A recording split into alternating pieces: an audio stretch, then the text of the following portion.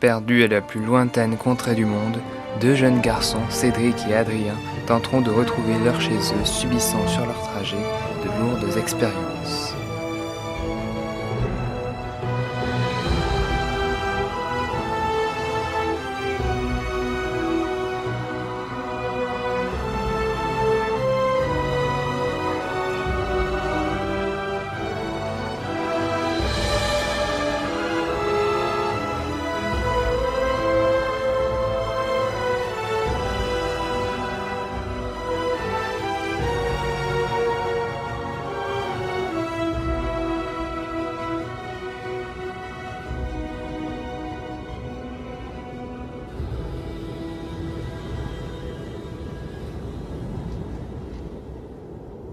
Perdus dans une épaisse forêt en pleine tempête de neige, deux jeunes randonneurs d'origine française tentent de retrouver une quelconque trace de civilisation. Après plusieurs heures de marche dans les déferlantes de neige, leur vœu fut exaucé et tombèrent sur un ancien village encore habité. Il y avait même un port avec un unique bateau, et sur le quai, le premier autochtone qu'ils croisèrent était complètement ivre. Cet homme avait les habits d'un capitaine de navire, et Adrien tenta d'établir un dialogue.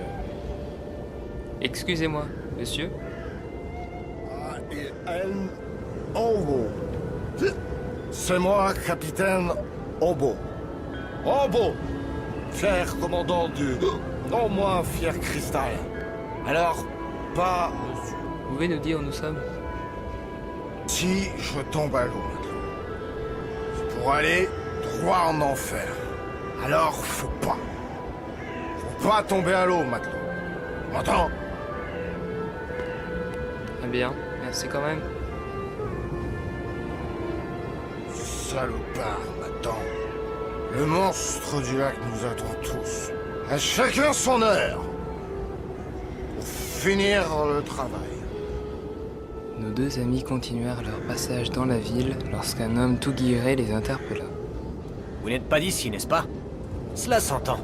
Cédric se lança dans la conversation en lui répondant. Oui, en effet. Les affaires? Ou du tourisme, peut-être? En fait, on s'est retrouvés ici par erreur. Je vois. En tout cas, il faut absolument que vous visitiez notre ville. Et profitez-en pour vous arrêter à ma taverne. C'est la meilleure table de la ville. Oui, on y pensera. Au revoir, monsieur. Ils décidèrent donc d'aller à la taverne en question, en espérant trouver du monde pour les aider. Il n'y avait malheureusement que deux hommes à l'allure inquiétante installés à une table. Adrien s'assoit près du bar et commanda deux verres, tandis que Cédric alla voir les deux hommes. Bonjour. Excusez-moi, mes amis et moi-même sommes perdus.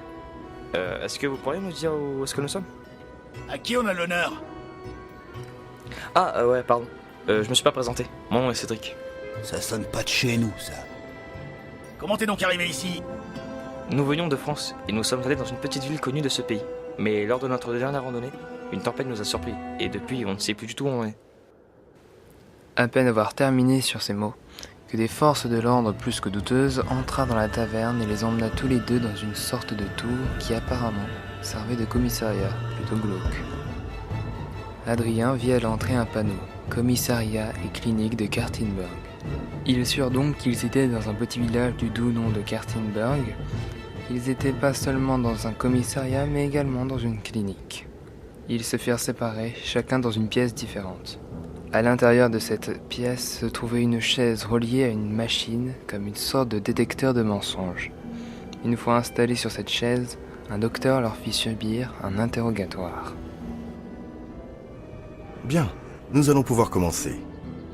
Tout d'abord, veuillez décliner vos noms, prénoms, âge et lieu de naissance, je vous prie. Je m'appelle Adrien Fleuret, j'ai 26 ans et je suis né en France. Jusqu'ici, mon appareil semble corroborer vos déclarations. Pourquoi on est là? Et pourquoi vous avez besoin de ça? Répondit nerveusement notre cher Adrien. C'est la procédure. Cessez de vous inquiéter et parlez-moi plutôt de vos proches. Adrien garda le silence.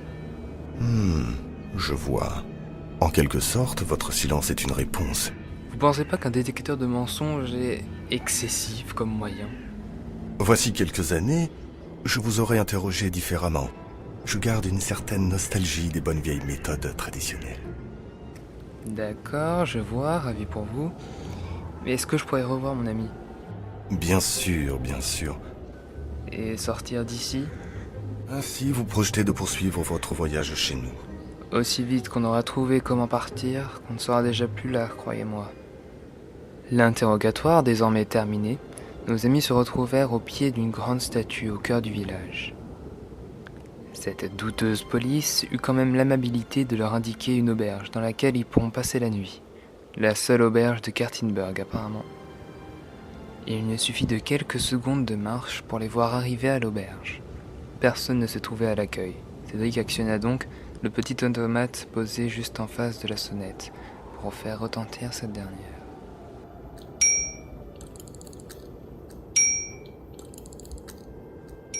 Voilà, on arrive. Bonjour monsieur. Auriez-vous une chambre de libre pour cette nuit? Vous avez la chambre 6, c'est au premier étage. Quel drôle de nez vous avez là, monsieur. Veux-tu bien te taire, vilain garçon? Les clients sont rares, on en oublie les bonnes manières. Voilà votre chambre.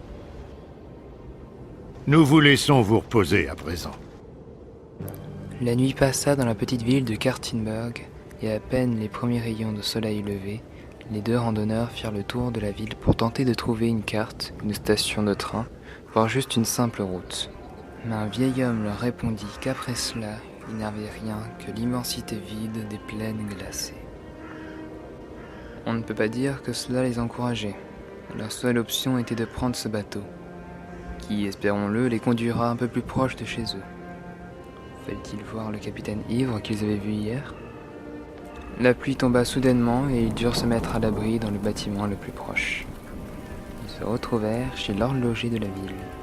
« Excusez-nous, monsieur. Savez-vous où est-ce qu'on pourrait trouver le capitaine du bateau qui se trouve ici? Mon ami et moi pensons que cela pourrait être notre seul moyen de quitter cette ville. » Ah, l'idée n'est pas mauvaise. Mais il y a, hélas, un problème de taille. Ce lâche s'est réfugié dans l'alcool. Et il préférera mourir plutôt que d'y retourner. Il raconte à tout le monde que le monstre du lac l'attend. Et que dès qu'il s'aventurera à nouveau sur l'eau, la bête se saisira de lui. Mais tout cela est bien sûr de la fantaisie pure.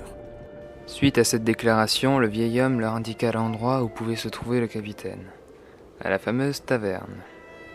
Nos deux protagonistes virent donc assis à une table le bon vieux capitaine, toujours saoul. Le tavernier concocta un petit remontant qui fera redevenir lucide l'ivre capitaine. Brrr, sacrebleu! Ce vitriol, ça vous dégage les écoutilles et puis ça vous entrebâille les hublots! Bonjour monsieur, je me nomme Adrien, et voici mon ami Cédric. Que me vaut l'honneur de votre présence à la table du tristement célèbre capitaine Obo? Eh bien, nous nous sommes retrouvés là par hasard, et cette ville nous semble perdue au milieu de nulle part. Nous avons pensé qu'avec votre bateau, vous pourriez nous amener à la ville la plus proche en traversant le lac. J'y ai vu les yeux rouges du monstre du lac. Une bête aussi large et longue que mon bateau. C'est non. Jamais. Doté d'un grand talent de persuasion, Cédric reprit la conversation. Bonjour monsieur. Bonjour. Vous avez de la chance de remettre les compteurs à zéro. Oh m'en dirait tant. On vous donne une chance d'embellir votre réputation, capitaine. Récupérez votre honneur. Tout le monde vous dira que je suis bien incapable de venir en aide à qui que ce soit. Ah, mais vous en avez l'occasion aujourd'hui même. C'est bon. Je vous emmène. Enjoués, ils remercièrent le capitaine. Oh, mais attention, Moussaillon. Pas d'emballement. Il y a 2 conditions. Et puis c'est pas négociable. Et puis aussi, on naviguera de jour. Je tiens pas à finir dans l'assiette du monstre du lac. Et le jour, il dort. Enfin, d'habitude, le bestiau est noctambule. Le capitaine alla donc jusqu'au port pour préparer le bateau. Cédric et Adrien partirent chercher leurs affaires à l'auberge. Le capitaine ouvrit les écluses pour que le bateau puisse s'en aller du port. À l'auberge, le réceptionniste avait l'air louche, et lorsqu'ils eurent pris leurs affaires dans la chambre, 2 hommes armés bien plus menaçants que les policiers d'hier les attendirent au seuil de la porte.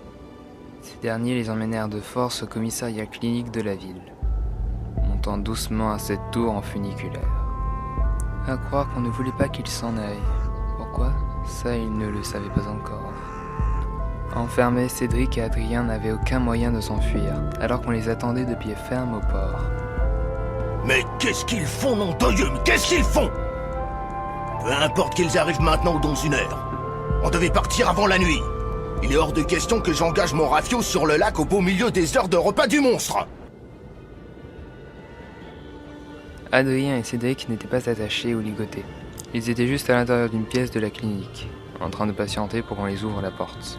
Impossible de crocheter la serrure, elle-même dotée d'une ouverture magnétique. Pourquoi on a fait ce putain de voyage? C'était ton idée. Je voulais juste t'aider, moi.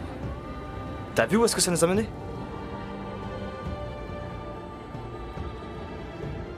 Par chance, une courte coupure de courant vint soudainement arranger leur situation et ouvrit toutes les portes de la clinique. Et nos deux amis profitèrent du désordre général causé par les autres patients pour s'enfuir et sortir de cette maudite tour. Ils prirent l'ascenseur jusqu'au rez-de-chaussée. Ils coururent vers la porte presque fermée alors qu'un homme ordonna de les arrêter. Attrapez-les.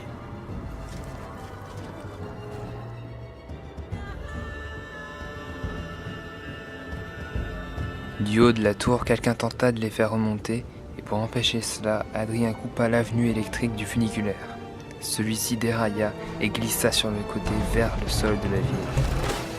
Ils coururent ensuite le plus vite possible jusqu'au port, et ils partirent aussitôt malgré la nuit. Maintenant à la merci des eaux, ils continueront leur voyage vers ce qui n'espère pas être l'inconnu.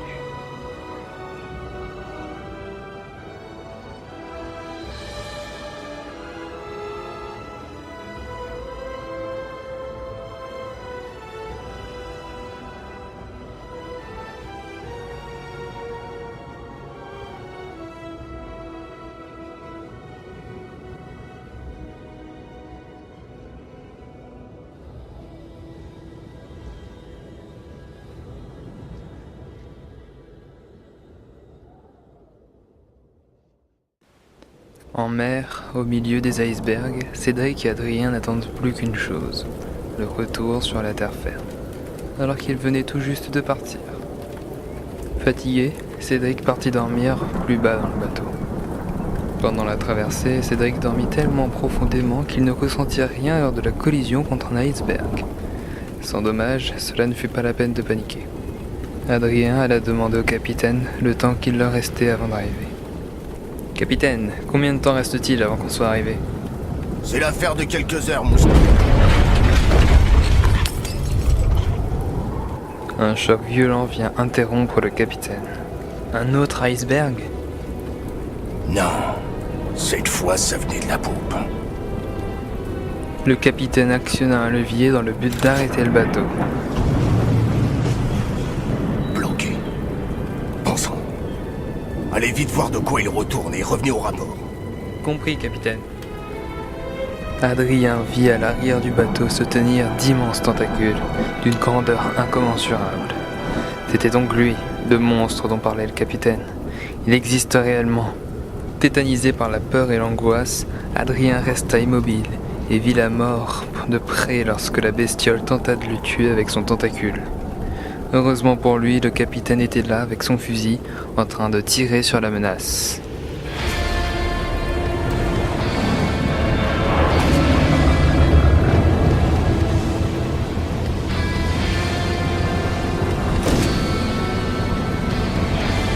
Alors, t'es revenu finir le travail, hein, salopard?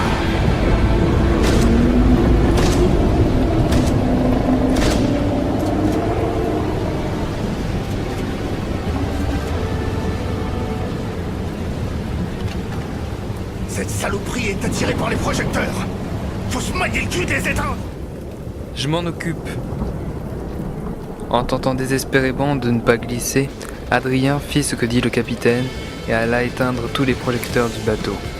Mais hélas, ce ne fut pas suffisant et les tentacules du monstre s'élevèrent de nouveau hors de l'eau et commença à entraîner le bateau vers le fond. Allez, coupez les moteurs. C'est eux qui doivent continuer de la tirer. Moi, je vais préparer la suite. De quelle suite vous parlez? Vous occupez pas de ça et grouillez-vous. Vite! Une fois les moteurs coupés, Adrien revint sur le pont et il ne lui fallut pas longtemps pour constater l'absence du capitaine, qui s'était installé sur une barque avec à ses côtés un gramophone dans le but d'attirer le monstre vers lui.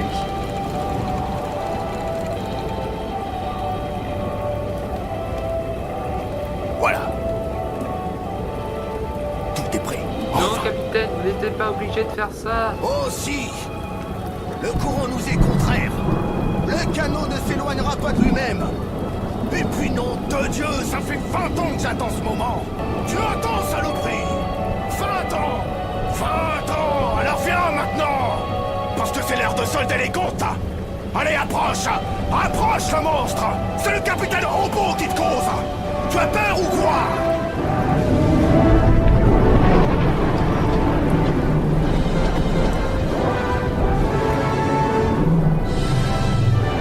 Le monstre se dirigea vers le capitaine, l'emportant dans les bas-fonds du lac. Et plus jamais on n'entendit parler de lui au village de Kartinberg. Le destin lui était décidément contre eux, car juste quelques secondes après avoir échappé aux tentacules du monstre, une immense vague ensevelit le bateau, donnant juste le temps à Adrien de se réfugier à l'intérieur.